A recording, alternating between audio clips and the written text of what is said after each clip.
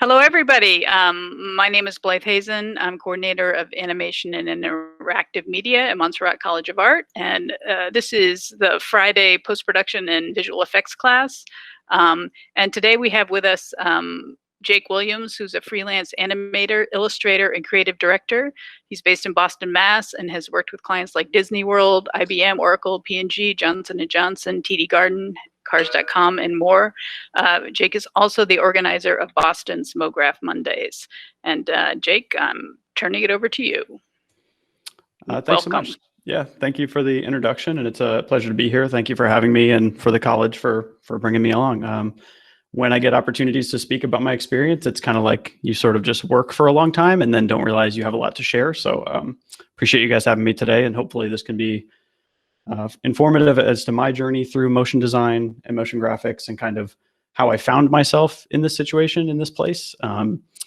Because I was in the same spot or very similar spot as you guys, maybe like 15 years ago now, it feels like. So yeah, so as Blythe mentioned, I'm Jake Williams. I'm an animator, illustrator, and creative director based right here outside of Boston. I'm actually just down the street from where you guys would be probably meeting in person under different circumstances. So I'll have to stop by campus at some point when everything's back to normal, right? So I've been doing this roughly professionally a little over 10 years now, and I've been freelance for about 2 years, and I'm more than willing to talk about kind of how I got to that point throughout this entire presentation. So I'll start with like 15, 20 minutes kind of just about me, how I got from kind of college to now.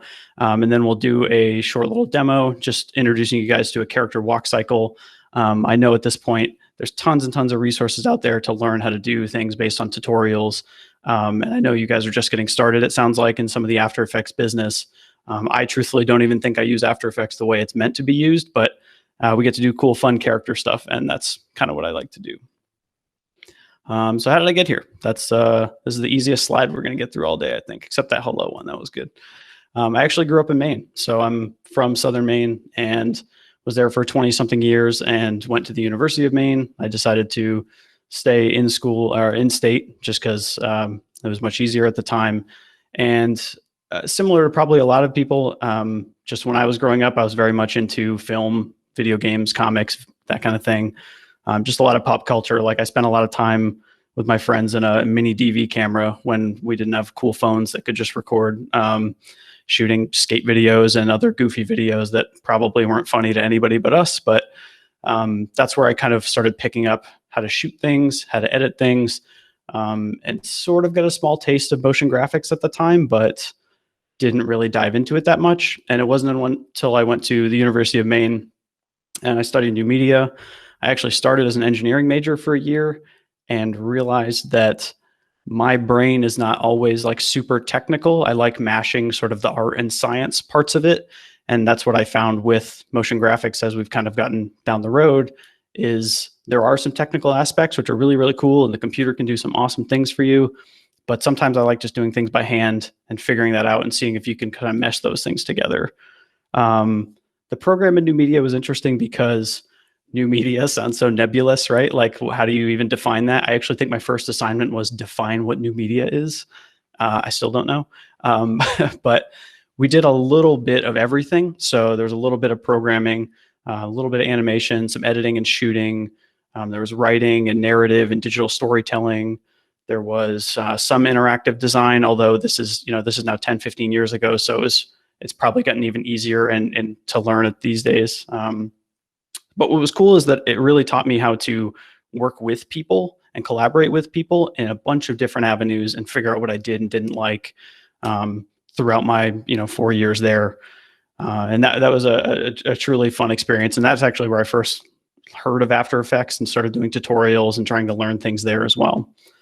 So that was most of my time in Maine, and then at school at least. And then right after school, I actually got a job at a local high school not too far from my hometown. And I was a video instructor. They had a closed circuit television set or system in their school.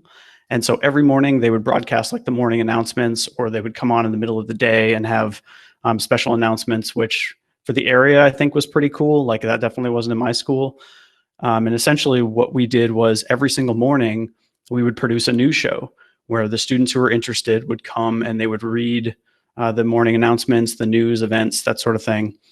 And any other period of the day, if a student's had a free period, they could come into the studio and I would work with them, either teaching them like how to edit things, how to prepare for the next show, how to run a show, how to build systems and that kind of thing as it pertained to video production and news production.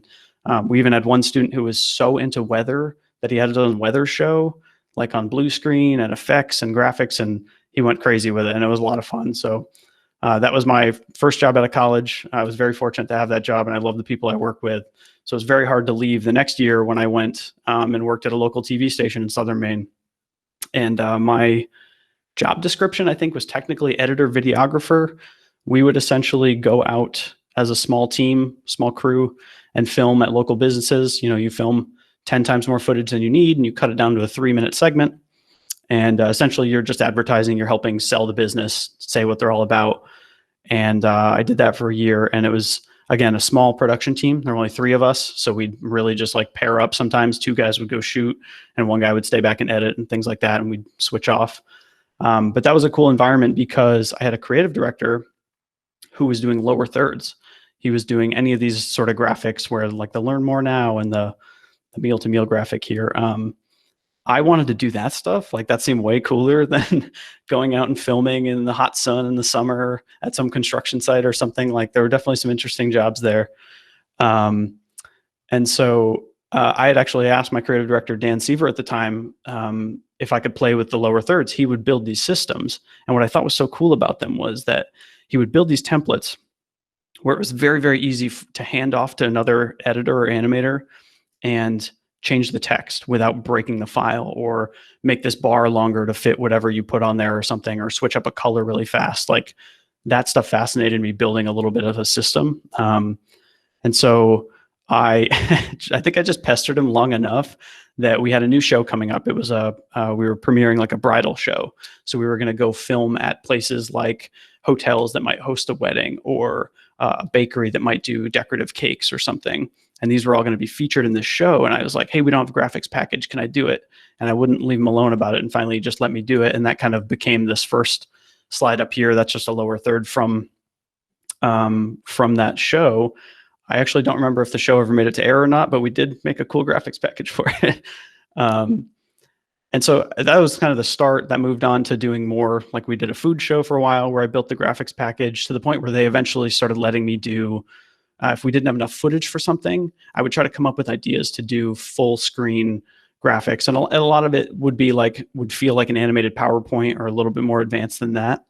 And we do things like this residential mortgage services frame where it's like, hey, we don't have enough B-roll. Can I do an animated thing where I circle all the states and animate them on and burst them on or whatever, just to show it's there? So that was kind of my introduction to like what motion graphics could be, after just getting a little bit of a taste of it up to that point. So that's kind of when I started figuring out motion design. And I'll say motion design and motion graphics interchangeably. Different people will argue different points as to what's what. It's kind of all the same. You're making images move on the screen. And so that's what I usually go by. So after that job, I just kind of up and moved to Chicago for no reason. I just wanted to get out and go to a different city. I'd been in Maine my whole life, and I wanted to experience some things. I had seen on Twitter that they had like seemed like a pretty close-knit community out there of motion artists, and they were doing really, really cool work. And I was like, I'm just gonna go out there, hope it works, and hope I meet them. Thankfully, that did work out okay. And I worked for a few years as a media production specialist at Cars.com. And essentially what that was Cars.com. It's a website. They got like 1,500 employees. I was like the one video guy for the whole company internally. And so my job was to shoot, produce, edit, animate anything that that a salesperson would come to you with. So it could be graphics for an upcoming event. It could be quickly shooting interviews with talking heads and some lower thirds for people.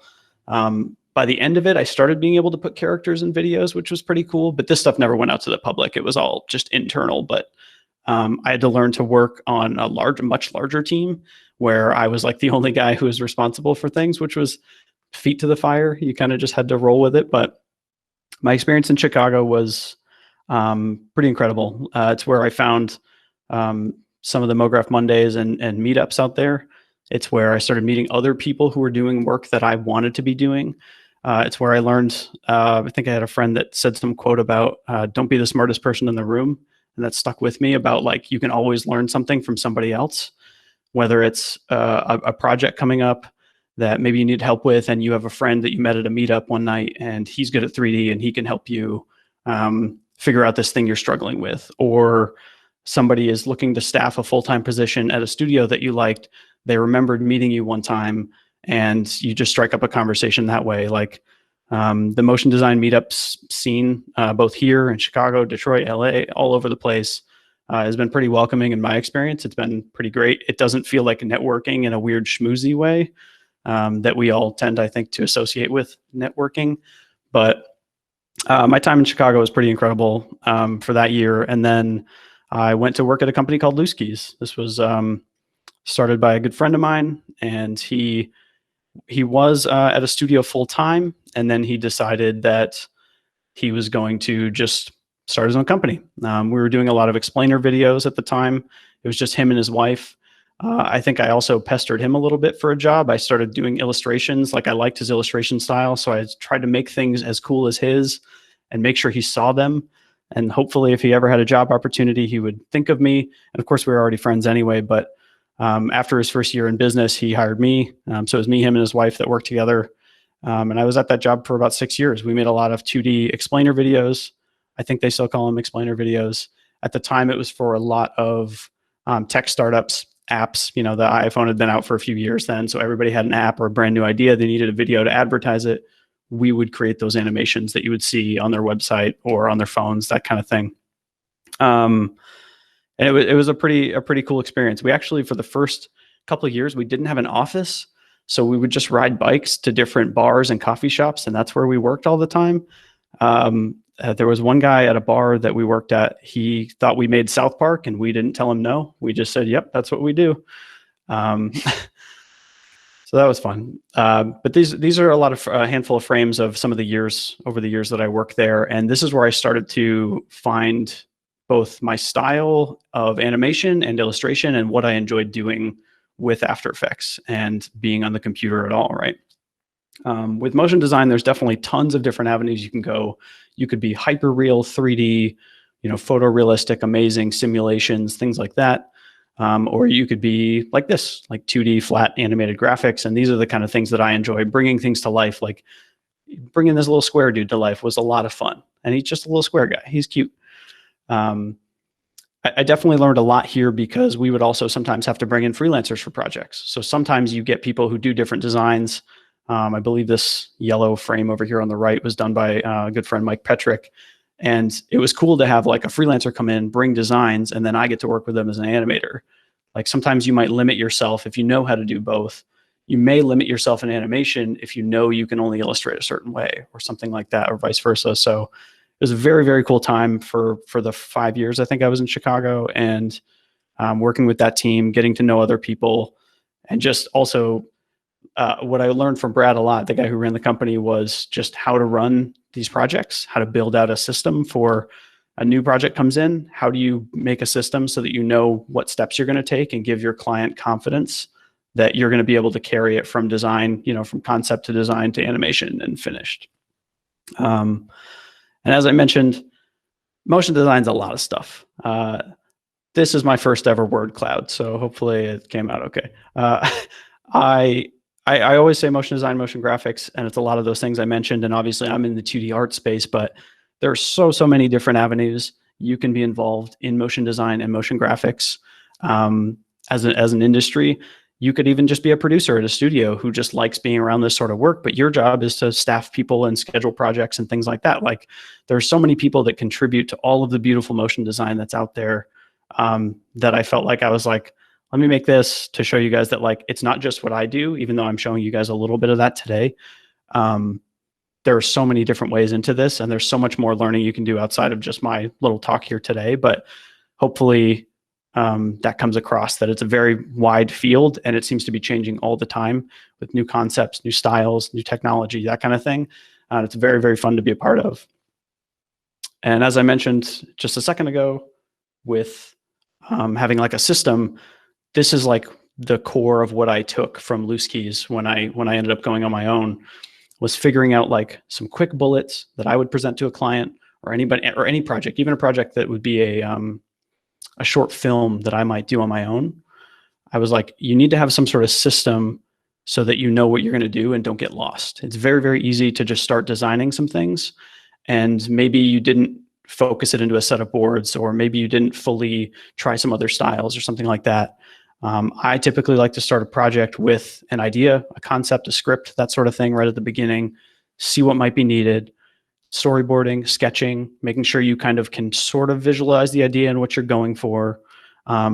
Producing style frames, which are essentially just providing different styles to a client or, your own project. Maybe the client says they like this type of art, so you try that, but then you also submit another piece that says, hey, what if we also went this way? This could work for your concept. Obviously, moving on to design and illustration, those designs have to be animated at some point. So animation, and then editing, mixing, sound design, that kind of stuff. But just having a simple way to break this down, and I'll kind of go over this when we do a little demo here shortly. Everything in animation is lots and lots and lots and lots of little things. Like even the most complex looking things start as like 2 keyframes doing something, right? Animation is very daunting sometimes. Motion design is daunting, but if you start to be able to break things down into small bits, even the way that you manage a project or work on a project, it gets much more manageable and much more fun, I think, at that point. Then after I still worked for Loose Keys, I moved to Detroit with my wife for a couple of years. She was from the area, so it made moving there way easier. I learned to work remotely, which of course in today's current era, it was a nice primer actually for 2 years to have that experience, I think. So I stayed on full time. The only difference, we still talked every day. We did video calls every day or every other day or something. And the only thing we couldn't do is go to lunch more as often, like that sort of thing. But learning to work remotely, to communicate well, to make sure you're collaborating was invaluable experience. And I also found in Detroit, I started to think, hey, maybe I don't want to be full-time anymore. I'd been with this company for 6 years. Maybe I wanted to try something different. And I found another community of animators there. This is where I learned of Mograph Mondays. Mograph Mondays, the meetup actually started in Detroit. It started sort of like planting the seeds of me going freelance, just meeting other people who had done it. Because truly I didn't know anything that went into it or how I would survive or, keep a roof over my head or any of that sort of thing. So even though I was only in Detroit for 2 years, the community there is incredible. There's some insane work coming out of Detroit. Studios like Gunner and Yeah House, Lunar North. There's, if you guys have ever checked out any of the motion graphics, just industry stuff, and I'll share some of that after, you're going to see some of these names pop up and you would never think they would be in Detroit of all places, but they have an incredible scene there that if there's ever a conference there, I hope it's in Detroit because it's definitely worth going to. I know they get a bad rap, but they make really great art. So I had a good time there. And now we come to like 2018 to now, basically. I moved to Boston-ish, just north of it, and went freelance. Basically, like right after I moved here, I had to tell one of my good friends that it was actually harder to leave the job, not because I was ready to move on, but because I felt like I was letting my friend down. But he was completely supportive. Like he understood that I was kind of outgrowing the job and wanted to try some things on my own. And a lot of the reel that you guys watched is work from the last couple of years that I was most proud of. That wasn't like, we do many, many more projects. Any studio does many more projects than you ever see in their reel. But of course you want to put forth your best work. And the stuff I was putting forth, I was actually finding was the stuff I was making on my own or collaborating with friends on, but not for the clients we were working with. I started to get to a point where I felt like we only got a certain type of client and that wasn't changing, a certain type of work. And I wanted to learn other things on my own. So I took a stab at that, and hopefully so far it's been great. I mean, for the last 2 years being here has been incredible. I've made friends with a bunch of studios here. We did start Mograph Mondays Boston, which I'll tell you guys about that later. And it's been cool. It's been like a different experience, but I'm really happy to be closer to home now. And a big thing when I left to go to Chicago originally, I actually felt really guilty about it, I guess, because I felt like I had to leave Maine to go get experience somewhere else.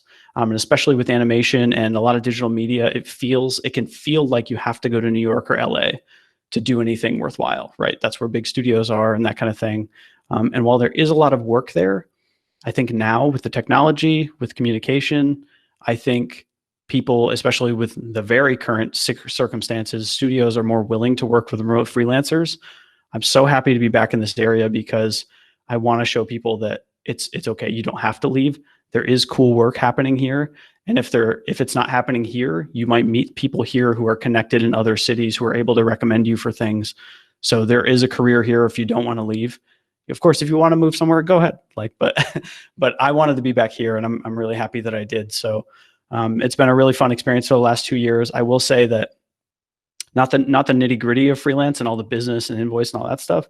I will say working for yourself is a huge challenge. You end up working a lot more than you think you might. You do get to you can be in a position to pick and choose projects depending on your availability or your style or whatever. But you have to be your own producer. You have to manage yourself. You have to manage your own hours.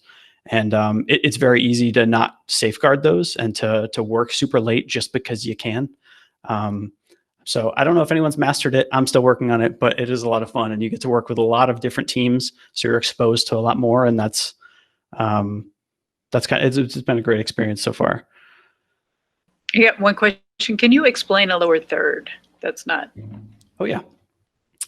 So a lower third, if I go back to this, is, if you can see this graphic here, a lower third is essentially this text bar down here. The same would apply for this text bar down here. Typically, it's an animated graphic that slides on, animates on somehow, gives you some information about whatever's on the screen, or introduces whoever's talking, for instance, in a documentary or something. That's generally what a lower third is. So that would be on alpha on top of whatever footage you have. When my uncles don't know what I do for a living, I tell them when they're watching football that scoreboard is kind of a lower third, and I do that thing. Like somebody has to animate those stats on the screen. So that would be a lower third.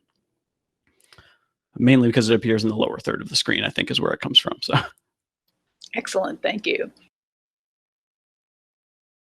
All right. If that's all the questions, I guess I can jump into a quick character walk cycle. I will say right off the bat, this is not the be-all, end-all way to do a walk cycle. Walks are very complicated, characters are complicated, and this is just one of hundreds of ways you could do a walk cycle, but I thought I would give you guys a quick rundown. I will try my best. This is recorded, so you guys can go back through, and then when it's done, I'm going to package up the project files and send them over to Blyth so that you guys can dig in. If you want, you can pick it apart, figure out kind of how it's all done. But we'll be working with keyframes, setting sort of poses for the character that you cycle through. That's sort of the walk cycle. How to rig the character. I'm going to use everything native inside of After Effects, so no plugins or tools, although I will share some tools later that you should check out if you're interested in more of this kind of thing, because there's definitely things that make your life a lot easier. We'll then loop our character so that we can use him wherever we want, and he can walk as far as he wants or whatever. One of my favorite things, pre-composing, which is like taking your composition that you're working in, your animation, and saving that as a separate thing. It's its own thing. So you can put that anywhere else and duplicate it and make a bunch of different characters if you want with one animation, basically. And then, of course, variation kind of goes into that as well.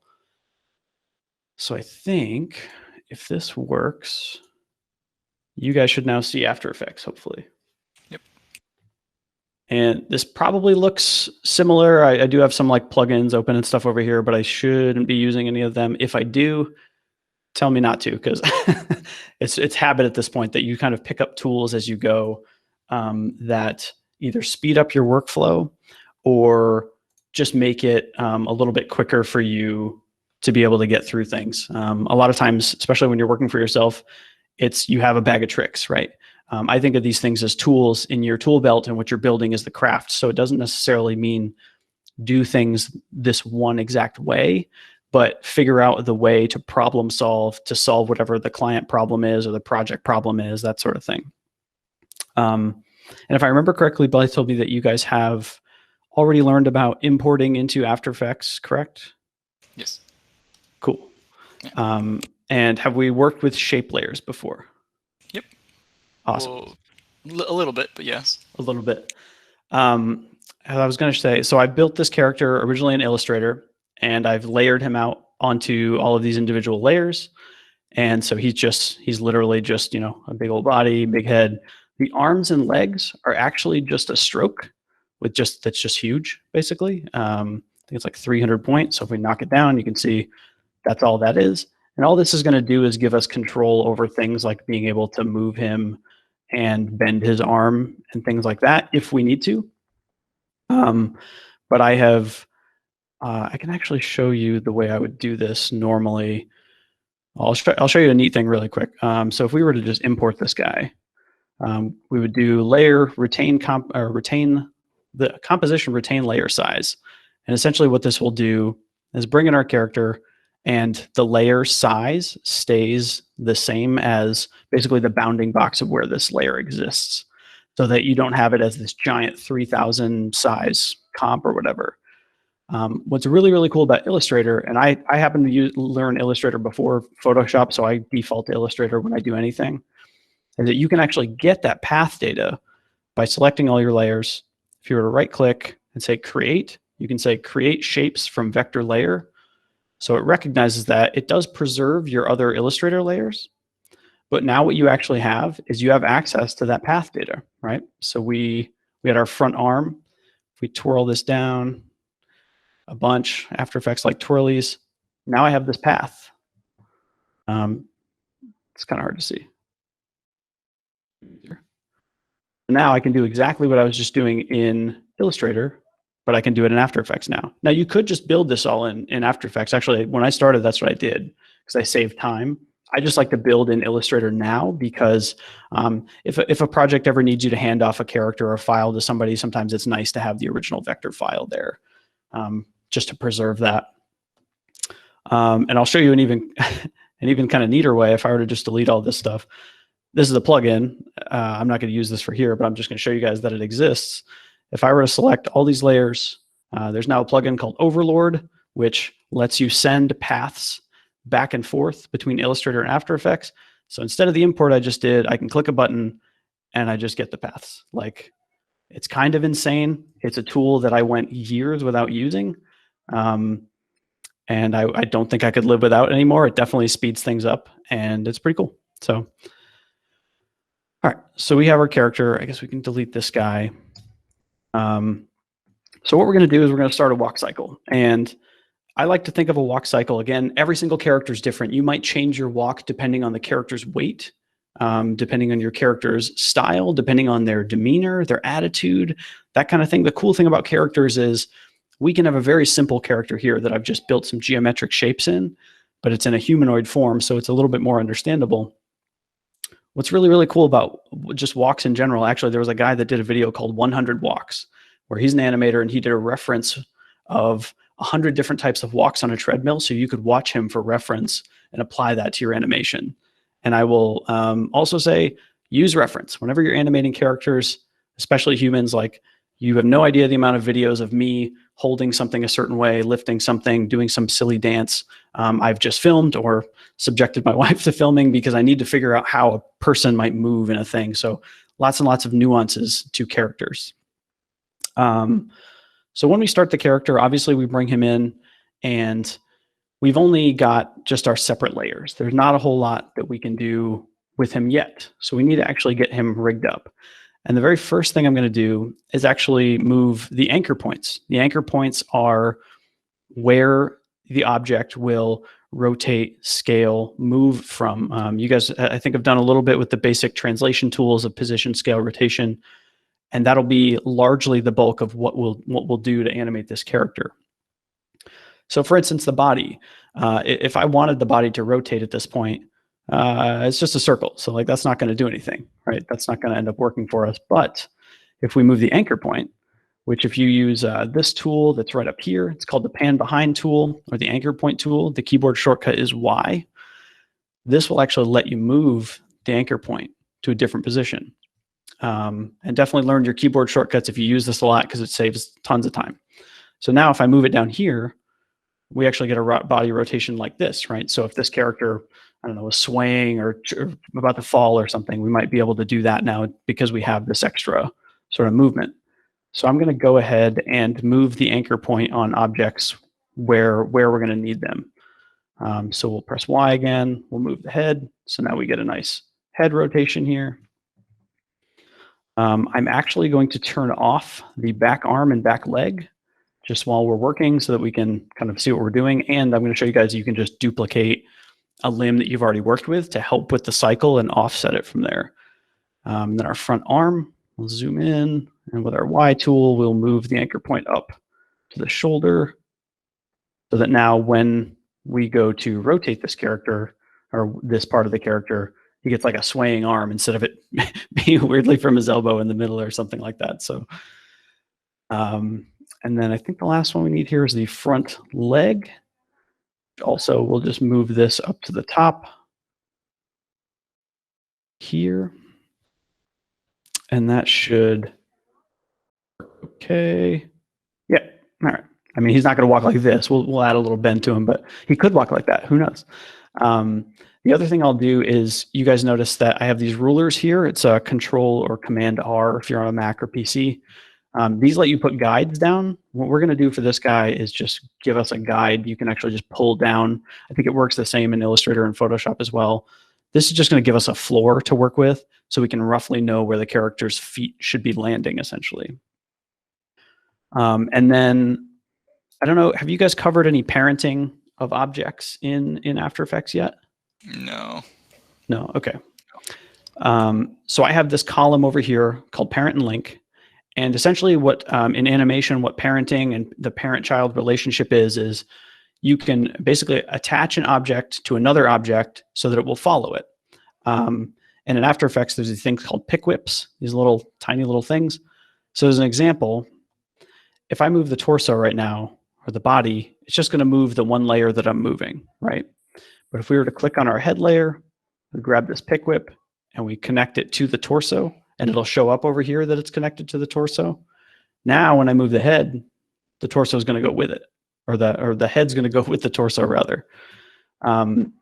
Parenting is probably the simplest way to get used to any sort of character animation because, for instance, if your character is going to walk, most of the stuff's going to be connected to his body, and it's just going to be moving. Otherwise, you would be animating like the position as well as maybe a path to like keep up with the body and that kind of thing. So parenting is probably the simplest way to start to learn kind of how to do character animation. And so that's how we're gonna approach this. So we've attached our head to the torso. We'll put our little, I guess I'm calling this little stroke a hat. It's just a little baseball hat. We'll put the hat on his head. So now when I move his head, the hat will stay with it. And we'll also attach his front arm and front leg. I'll select both of those and we'll attach those to the torso as well. I know you're thinking, this isn't going to be a very good walk, but we'll figure it out. But now everything's moving with the torso because we've parented it all together. The torso is essentially our leader layer to all of this stuff. And I'll probably save often because I'm paranoid that I'm always going to lose power and your file's going to crash and I'm going to mess up. So the only other thing that I will do before I start using the traditional position, scale, and rotation is for the leg, I'm going to want some bend in it because if we just open up our rotation with the key R, I don't think this is going to be as convincing, right? And you also kind of sometimes want with a walk the foot to like land in a certain spot, as well as work with your poses. So we're actually going to twirl down and we're going to set keyframes on its actual path, which is just the stroke layer that we have here. So we'll set a keyframe on that. I'm also going to take this opportunity to trim our work area here. We're in a 4-second composition, but I only need 1 second of animation, and we're going to duplicate that animation over and over and over again. So if you actually hit B on your keyboard and N to end it, now when I go to preview, it's only going to preview in a 1 second range, and I only need those 24 frames. That's what we're going to be animating today. So I bring up the path because what we can do is if you were to select your path, right now both of them are selected. So if I'm moving it, it's going to move the whole thing. And I'm just on my selection tool. If you hold shift and you click one of them, I know blue is like the worst color to see. Let's make it pink, right? Now it's selected because it's filled in, this little square, the anchor point on the side. If I shift click, now it's unselected. And now I've click it one more time. Now I've only selected this point. So if I move it, I'm only going to move this one. What I'm going to do is up here, you have a host of pen tool options, which are very, very similar to, I think the shortcuts are all different, unfortunately, than Illustrator, but they're exactly the same as they are in Illustrator if you're familiar or have used the pen tool before. The pen tool essentially lets you draw shapes, masks, and things like that. But what I want is the convert vertex tool. And what this is going to allow me to do, it's this little caret, is actually drag out and create our bend. And this is what's going to help us sell this look of this character being this, weird bendy-legged, guy walking down the street or whatever. So, but what I want to do in this first position is still keep it straight. But what I want to do is actually just extend it out. So that's already extended out, because what's going to happen is when I go to bend it, if it's already here, it's not going to look like it's going as far and make this, you'll see it when it happens, but like it's basically just preemptively knowing what you're going to do in the next frame or the next pose at that point. So that's all for, I think, the general setup that we need. So our character is essentially parented to, everything's parented to the body. We can turn off the shadow actually for now too. We don't need that guy. I'll save one more time so I don't freak out. So let's get the basic movement of how to approach doing a quick little walk cycle.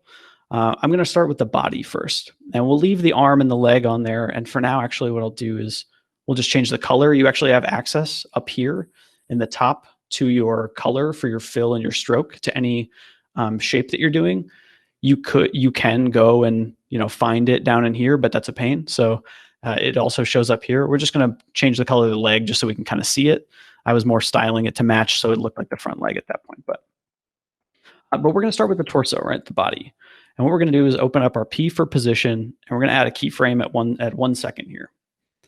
And so essentially when you're walking, right? Walking is controlled falling. It's like you learn this thing so you don't fall over, basically. So you kind of go up and down. And again, I definitely stress, if you guys ever do any sort of character animation, look up reference, because there's definitely so many more intricacies than I'll cover here. But essentially the body is going to go up and down, right? So we want him over the course of 2 seconds, he's going to go up and down, I think 2 times is what we're going to end up doing. So we'll move over 6 frames and we'll just knock the body down a little bit. And right now the leg obviously is underneath our floor. We'll fix that. That'll get fixed. And what we're going to do is then bring these keyframes. We'll select these. We'll copy them. We'll move them down to the center. We'll keep everything as even as we can here. And then we'll go ahead and paste that one more time. So our last frame at 2 seconds is exactly the same as our first frame at 1 second. And so if I go ahead and hit play or preview this, we just got character kind of going up and down a little bit, right? And that's going to be the basis for our walk and how we sort of try to sell that this character is actually moving and bring them to life. From here, and you can always set a keyframe by, if you've already set one, by clicking on this little stopwatch next to whatever property that you're working with.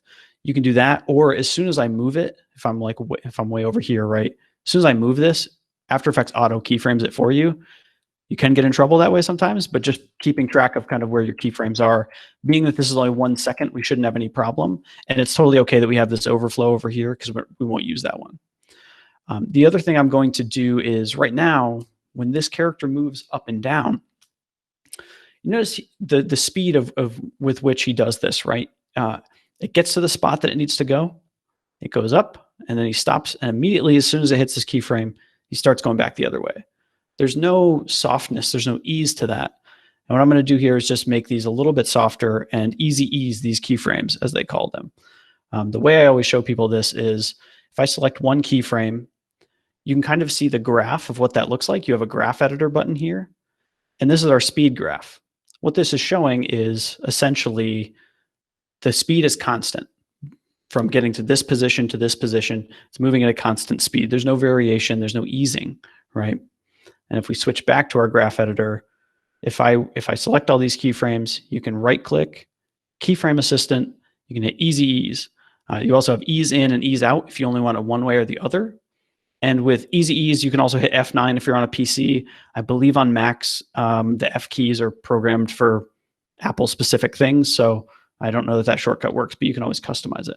So now it's changed the shape of our keyframes. And what this will do, you can see here, is what it's actually going to do is it's going to ease out of its animation. It's going to kind of slow at the top, and then it's going to ease back in. So instead of going like bump, bump, bump, bump, bump, You'll notice it's just a little bit softer in the way that it's kind of moving. It's very, very subtle, and you could go crazy. You could even, I wouldn't recommend this.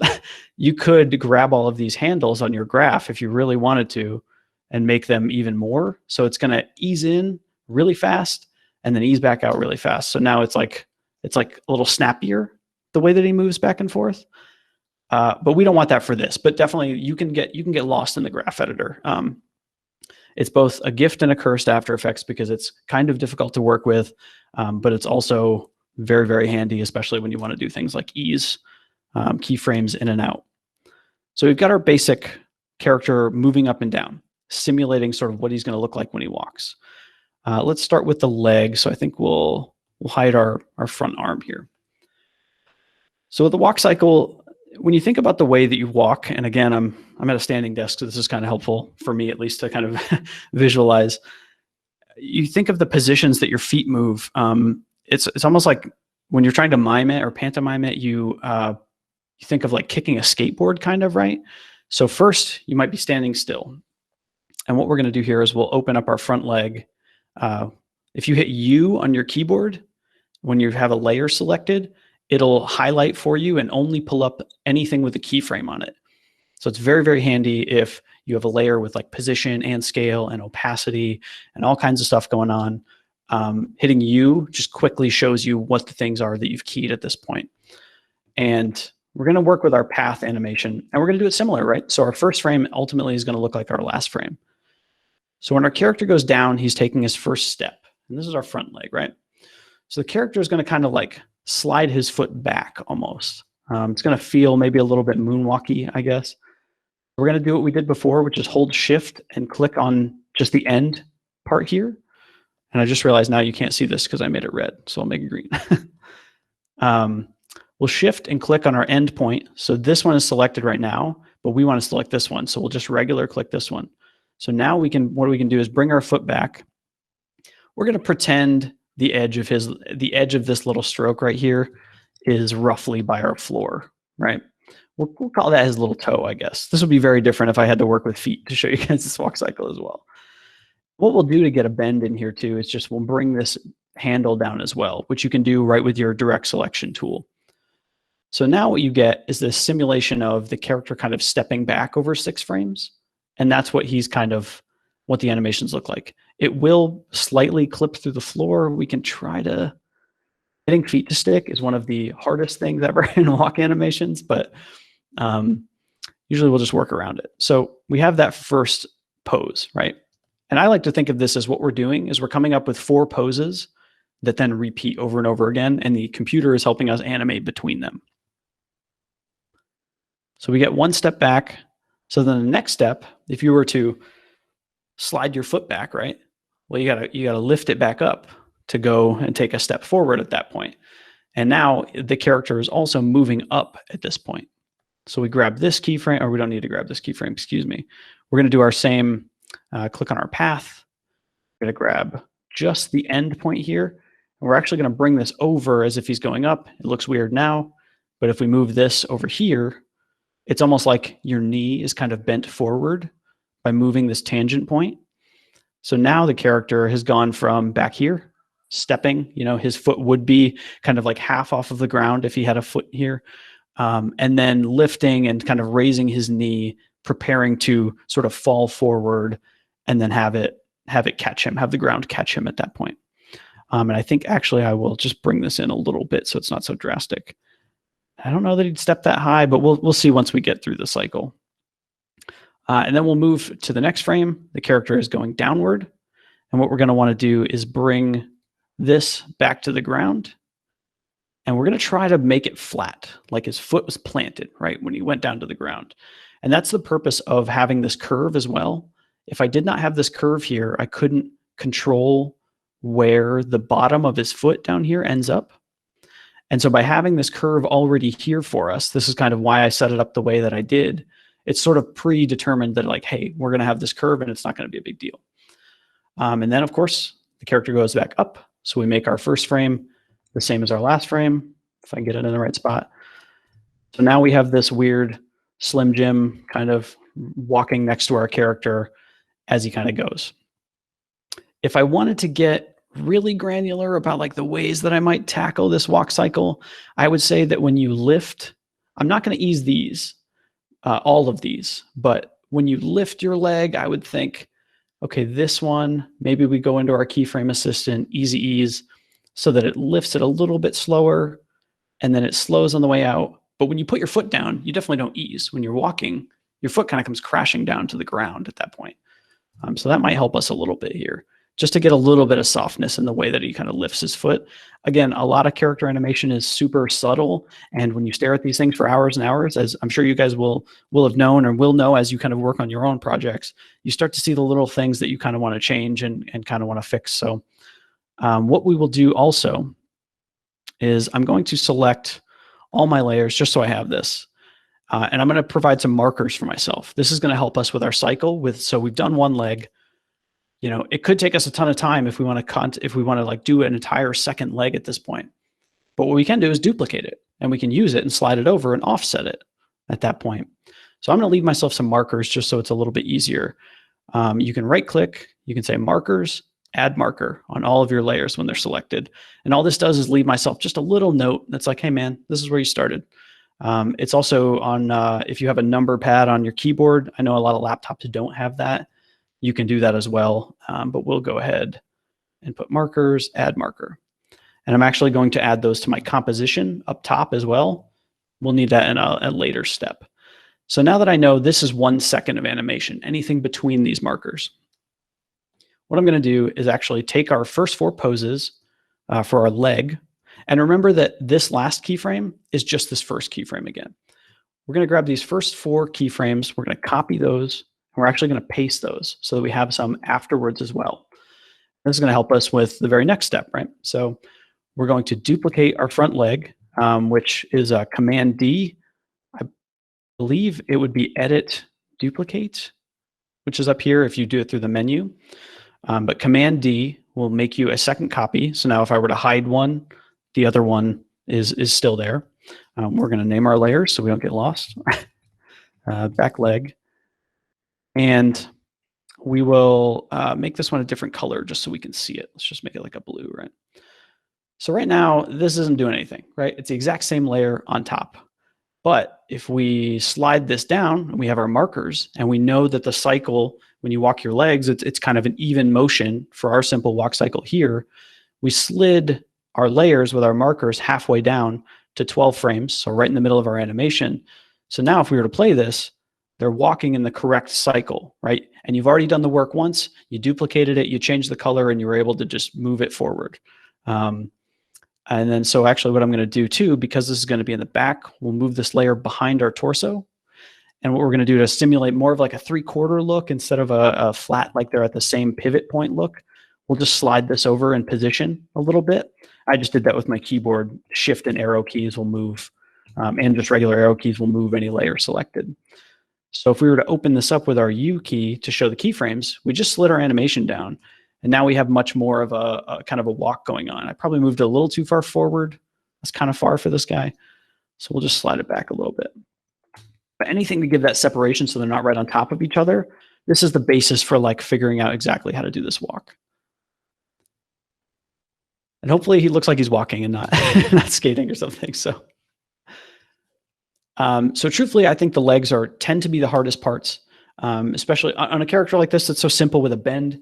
It's a lot easier to handle, but I always think that walks can be tricky when you deal with knee joints, foot, ankle, hip, footfalls, like all these things that are very, very specific to character animation that we won't tackle here. But so I think next let's tackle the arm so we can actually select that and turn that back on. So your arm when you're walking, right? There's actually going to be half as many keyframes because really when your legs are down, your arms are kind of down. But if your front foot is back, to sort of have the balance to do your walk, your arms would actually be opposite of where your leg is. So I'm actually going to start with the arm and I'm going to do R for rotation. We're only going to do rotation keyframes on the arm.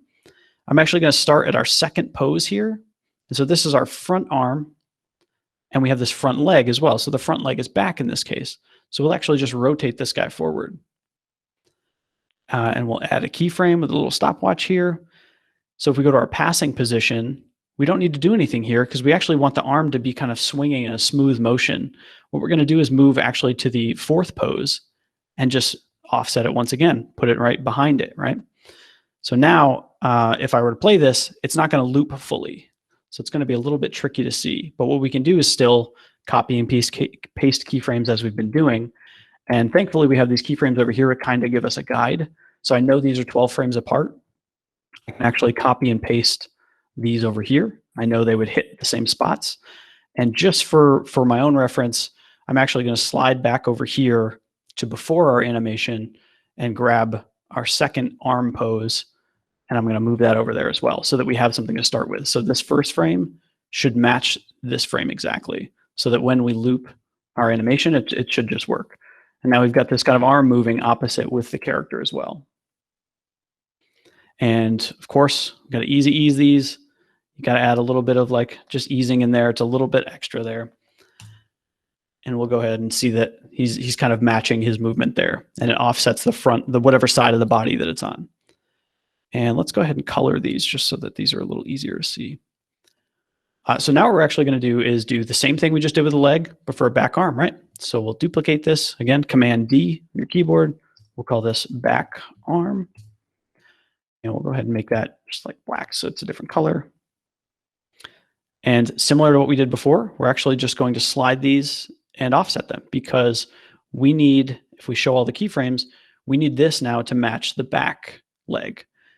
And so now, or sorry, rather be opposite the back leg and kind of match what the front leg is. But what we'll do is we'll actually grab it and we'll move it similar to what we did before, give it a little bit more of a 3/4 view, and we'll bring it way back behind everything else. And so now what we've got is the basis of our cycle. Everything's kind of moving in unison with one another while the character, and this all started with us just moving the body up and down, right? And we're kind of just matching the motion as we go. It's lots and lots of little pieces that kind of build out characters for us. Now that we've got those, I'm gonna just quickly change the color of these to kind of bring our style back here, our grayscale style of character that we had. So that's our back leg. And then we had our front leg. We can go up here and we can pick, you can actually color pick. If I can't figure out what this gray is, when I'm selecting whatever the new color is, I can click a color and I can select anywhere on here and it'll help me select that color, very similar to Photoshop. So now we've got a character that kind of fits whatever style you wanted to call him that we were kind of working with. So the second to last thing inside of our character comp, we'll work with the head rather. And also I should add that similar to how we have the bend in the legs, you could definitely add that to the arms if you wanted to. You could make him have these more swingy, curvy crescent arms instead of just these straight ones. I think this works for our purposes now. The other thing I'm actually going to do, I should have done this sooner, but the arms, your arms aren't always going to move at the exact same rate. Sometimes your arms might go first. Sometimes your arms might go second. I love overlapping animation. So right now, all of our keyframes, right, they're all in sync with one another. They all happen at the same 6-frame intervals in our 1 second, sort of work area. Offsetting adds so much to characters. So what you can actually do is you could say, hey, his arms, maybe he walks, and when he walks, his arms are kind of like behind him a little bit, or he's drifting. You can grab your arm keyframes or your layers, slide them back 2 frames. And because you have coverage before and after your work area, it's still going to loop. Those frames are still going to match at the beginning and end.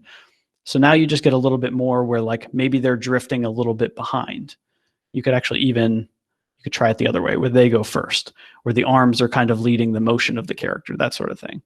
Offsetting animation, like I said, adds so much to characters, to all kinds of things. So we'll just offset them 2 frames and we'll go with that. All right, now we'll do his head. So the head is going to do similar. If I was looking at how this character is, he's got this big body. When he takes a step, I imagine it kind of like affects his head too. Like his head kind of like crashes down is kind of how like I'm going to approach this. So if we zoom back out, we'll take our head. With our head, we're going to do position, and we're going to add a little bit of rotation as well. So we'll keyframe these at the beginning, and then we know that our body goes down at 6 frames. So we'll just move our head down. It's probably too much. I'll get a little closer here so I can be a little bit more specific. We'll move his head down. And then we'll also, it's like he stepped forward, right? So we'll swing his head forward. This is actually the key part of the hat here. I could animate the hat and do all that, But just having that line suggests the rotation even more than if I just had that circle. It's just a small character detail that kind of helps sell your animation a little bit more. And that's literally it, right? The head's going to go down. And then as soon as we come back up, we can copy and paste these keyframes. And we can copy and paste them once more. So our first frame matches the last one. We'll go ahead and easy ease these as well because it just looks nice. And if we zoom back out, you now notice that his head kind of moves with the body. It probably moves a little bit too much to my liking, but I think I'm gonna move it back up a little bit. I think it's moving like it's rotating maybe too much. Looks like about 17 degrees. Move this back up a little bit.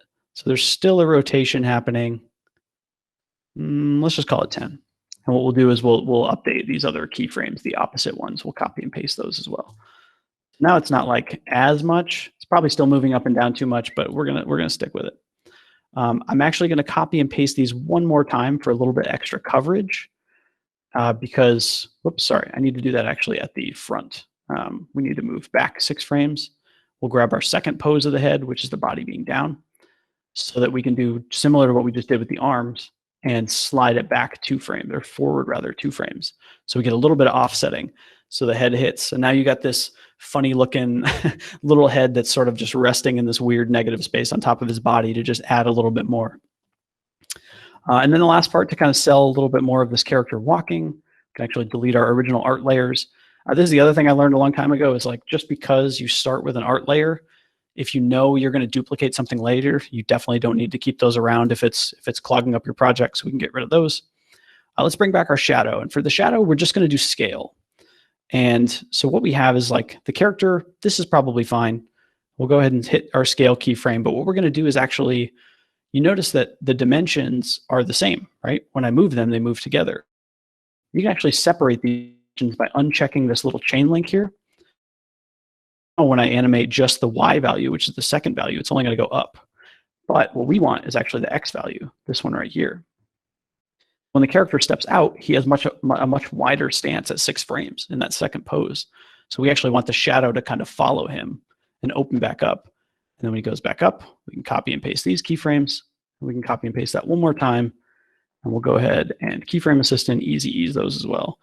So now the shadow kind of follows the character and just gives a little bit more of a sense that this character is at least on a ground plane. Of course, the styling of your character or anything that you tackle is definitely going to influence that. So now the cool thing about this is we have a walking character, right? He's obviously not going anywhere yet. He is just in one cycle in a 1-second loop. But this is the basic way to attack character animation. To inevitably, if you're working with a character, you probably got to make him walk somewhere at some point. And figuring out how to do that cycle, how to do run cycles, how to do all kinds of different things is really, really fun. It's really challenging, but it's definitely rewarding, bringing things like these simple shapes to life. The last thing I'll show you is just a few quick tricks that After Effects has that you could make this into even more, right? What can you do with this 1-second little loop here? How can you make this into anything? So we know we have that 1-second loop, and this is why I added these markers. I'll show you guys. We'll make a new composition, and we'll just make that our standard 1920 by 1080. We'll make it 10 seconds long is fine, and we'll call this character crowd or something like that. And we'll hit OK. And we'll bring our original character down in here. And I make a lot of art like really big first in case I have to scale it down or up. Sometimes it's hard to work with, but we can just go ahead and hit S for scale and bring him down to this size. And what we only need, this is why we put these markers here. Now we know in this composition where our character animation is in the other composition we were just working in. So if I were to play just that work area, it still works, even in here, right? Of course, that's why it was messed up over here, because we've slid layers, but we don't need that. And you see that this composition is only 4 seconds long, but of course, we only need this 1-second chunk. One of my favorite things to do in After Effects, and I still have not mastered it, but it's called time remapping. And I'll show you guys that in a second. First, actually, we'll do the time remap first. So if you were to right-click your composition, and again, this composition houses the animation we just did, right-click on your layer and say Time, Enable Time Remapping. Now what you see is, let's get rid of the scale. What it shows me is time remap, and right now I'm on 1 second in our composition. It's showing me 1 second. as I move the work area, or my playhead rather, what it's showing you is that it's basically calculating the time for you. And right now it's in real time. All it knows is how long that composition is. If I were to bring these in, I might be at 111 right here on our composition, our playhead. But actually, because I moved this keyframe in, it thinks I'm at 17 seconds. I've compressed how many frames it's showing and how quickly they're showing. So it starts to overlap them and things. But what we want is we only care about these two keyframes. So we'll set a keyframe at our 1 second, and we'll set a keyframe at our 2 second, which we already know are exactly the same if you click here and here. So we can actually get rid of these. And what this does is if I were to now slide this layer out, that's only 4 seconds technically, and I move my work area, now what it's going to do is it's going to keep playing. It's going to keep playing that animation once I add a small expression to it. I thought I had figured it out. Expressions, I think you guys are going to learn about down the road, but they are simple bits of code that you can use to do really, really cool things in After Effects. There are entire industries of people and engineers who just build tools for people using expressions. But to access an expression, like inject this little bit of code here on our stopwatch for our time remap, we're going to Command or Option click, and it's going to bring up like a little text box. And this is the simplest expression I can think of. It's literally just called loop out. What loop out does is it tells the computer, or tells basically you have this 1 second animation. Once I play the keyframes here, oops, looks like I have an error because I wrote the wrong syntax. Loop out, parentheses. The After Effects engineer is actually really good too about auto-correcting what you mean to type. But what loop out does is says, once you've played your animation one time, which is just these two keyframes, play it again. And because I didn't specify how many times, it's just going to do it forever. So now we took our 1 second character animation loop, and we can do whatever we want with him. He's a full character now, right, that can walk anywhere. So what we'll do is we'll hit P for position. We'll move him just off the screen. We'll move down like, I don't know, 5 seconds or so. I guess this is technically 4 seconds. We'll move him off the screen. And so now that's going to loop forever, right? So now he's going to actually walk across the screen. And all we did was a very small, like little bit of code that literally told this thing to loop over. We told it which bit of time to look at, which is the 1 second that we animated. And then even from here, what I'm going to do really quickly, this is the last bit, is I'm just going to add a few more markers just at each 1 second, just so I can kind of, just for reference for myself, because I know roughly where the cycles happen. You can actually add that loop out once again to your position. So we add loop out after alt-clicking our stopwatch. So now, once I get to the end of this position, oh, he's back at the beginning. He's going to do that. So now we have an infinitely walking character over a 5 second span over and over and over again in this composition. And what you can do, similar to what we did with the limbs, with the arms and the legs, is we can duplicate our character. Command D, we can use these markers to slide him back down in sort of our space here. We can slide him back down. We can slide him back down. We're just kind of lining up the markers at this point. See if we can fill the screen. It looks like he overlaps a little bit there. Whoops, I accidentally double-clicked into my composition. So we don't need this last one. And so now if I play this 5 second little cycle that I've got here, we ended up taking one little thing. We started with a bobbing body up and down, right? Now we've got all these different characters. And even technically, if you wanted to get crazy with this stuff, this guy could scale up. This guy could scale down to look like he's back in Z space a little bit. But as long as they don't kind of clip over your artboard there, now we've created a bunch of walking people. We only had to do one animation. Looks like I made one guy too big and he blipped off the screen there. So I feel like that was probably a lot to throw at you guys. Thankfully, this is recorded. And again, I'm going to save this out and you guys can dig into this project file as much as you want. But that was just the simplest way I could think to show you like the very, very basic character animation inside of After Effects. And from there, I think there's much more you can tackle from there. So I think to end, I just had a couple more resources I was going to talk to you guys about that you can go check out if you want to learn more about motion graphics, motion design. Again, I feel like I'm speaking super fast. So of course, if you guys have any questions, reach out to me when this is all over. But if you want to learn more about motion graphics, motion design in the industry, kind of how to work with it as you're getting started in your journey. Like I said, I was there 15 years ago and I was trying to think like, what would I have wanted to know or who would I have wanted to meet along the way? Mograph Mondays is a great place If you want to follow us on any of the social media, right now we're kind of quiet because of, not being able to meet in person. We're still hosting virtual events, but we're kind of figuring out how best to do that moving forward. The cool thing about Mograph Mondays is you get to meet other artists doing similar things that you might want to do, or be able to discuss just work that people did, things like that.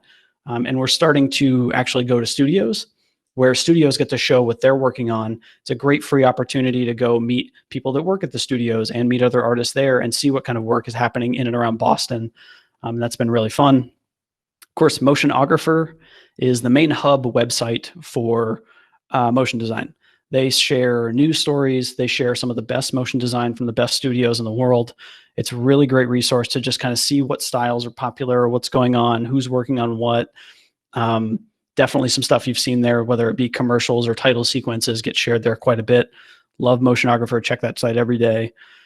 Dribble, if you're making any artwork and you want to share, I actually think Dribble was started in Salem. I think they still have an office there.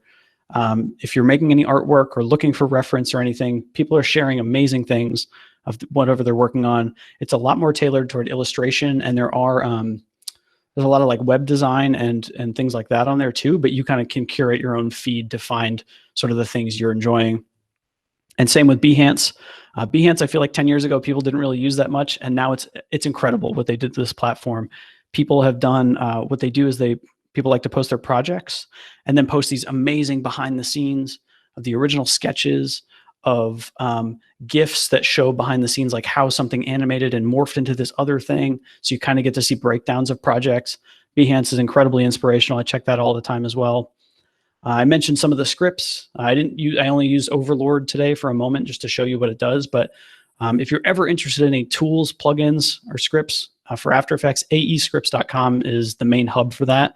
There are people who are doing amazing things with the software, including one that just came out called Autofill, that literally, like, clients joke that we just click the animate button and we're done, but it actually takes a really long time. Autofill is the first time I've ever felt like I had an animate button.